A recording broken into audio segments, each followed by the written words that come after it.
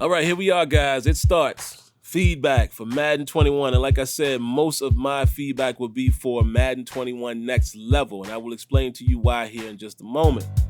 Before we do so, of course, we're going to remind you to subscribe to the channel, cut on your notifications, and hit that like button.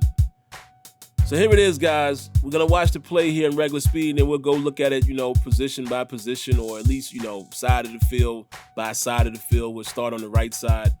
It's very simple. It's very simple. Two-man animations, two-man sequencing. The two-man sequences is the issue, the root cause for most of the things that myself and others are frustrated with or dislike about the current state of Madden. And I'm going to say this right now, because I'm sure some people are not going to understand where I'm going with this. So some people are going to take it as, just hate or bash. Look, Madden 21 is not all bad, in my opinion. I know others will disagree, but it's not all bad when you dissect it. The problem is, again, the root cause is the two-man sequences. Now, right here, I was showcasing the cornerback here. Basically, DK Metcalf gets out to the safety level to get his block. I do like the angle that he took right here. Instead of going right at Chris Carson, he tried to meet him where he was going. But let's take a look at the offensive line here on the right side. And this is where, we're going to start to see what I'm talking about right out the gate with the sequencing. Not as bad with number 72 there, but look at the tight end. Watch what happens when he comes off the line. See? Slides in place. He slides in place. He's warped into the two-man situation. Let's just call it that. Whether you want to call it a sequence or a two-man animation, whatever. Two-man sequence equals two-man situation. And that is the biggest issue right now with Madden football. It's the reason why the game doesn't have that organic feel. It's the reason why people feel like things are scripted. But the funny thing is you don't see it all the time. Because I promise you, I got another example I'm going to show you guys maybe today. I'm not sure, but I have another, I have another example from a stream that I did a couple nights ago where Preston Smith from the Packers played it perfect. Played it perfectly. So that always makes me question, why is it that sometimes two-man sequences are heavy in the game and other times there's situations where it's not? Even in the past game, I've had situations in the stream, you guys saw it, some of you guys saw it, where it was one-to-one with DB and wide on interaction and it wasn't a two-man animation. It's weird. It's almost like the technology is there, but the current system or current engine doesn't allow it to play out all the time. Now look at this. Now you probably saw this at first and thought, oh wow, look at the momentum and look at the physics. Yeah, but look at what happens in number 70. There it is again. He shifted. So he's basically drawn into that outcome. That wasn't organic.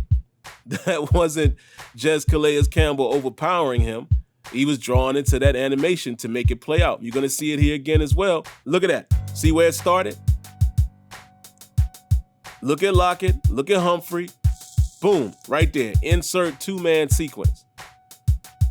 And if you could just get rid of this stuff, at least to some degree, it makes this game a totally different game across the board. Yeah, I'm sure there's other things we all could argue and complain about. But across the board, if you just address the animation quality, not just the way it looks, but the two-man situation. Look right here. This is the worst one. Look at number 36 and Metcalf. He has no idea that Chris Carson is running right by him. And even though they collide, there's no effect on him because he is drawn into this sequence with Metcalf. And again, people, this to me is the root of the problem. At least one of the roots. You have to have players interact accordingly to create any sense or any resemblance of simulation sports. The players have to interact accordingly. meaning physics has to be accounted for at all times. Animations have to be free-flowing. Physics need to drive the animation. A player's relative position should determine if an animation sequence is going to play out. They shouldn't be drawn into that sequence. And of course, here, I'm always going to show you this, guys. No video game, to my knowledge, has fixed this problem yet. So I don't judge any of these games for that. The day one game gets that straight, then we can start judging the ones that don't get it straight. But you're always going to have some sense of body clipping, ball clipping, things like that. I don't know how you resolve that. But I will say I do like how it played out here at the end. I like how Carlson, reaches out. And that's a nice touch that they added. I do like how he reaches out, and I was able to get the touchdown there. And as he goes through, when he collides with those other players, there is some physics that's showing up. But it's just not consistent. And that's the problem. It is not consistent enough. And you got to get rid of those two-man sequences that override everything else. All right? So that's all I got for this one, guys. Stay tuned for more. Don't forget to subscribe. Cut on your notifications. Hit that like button. I'll catch you in the next one. Peace.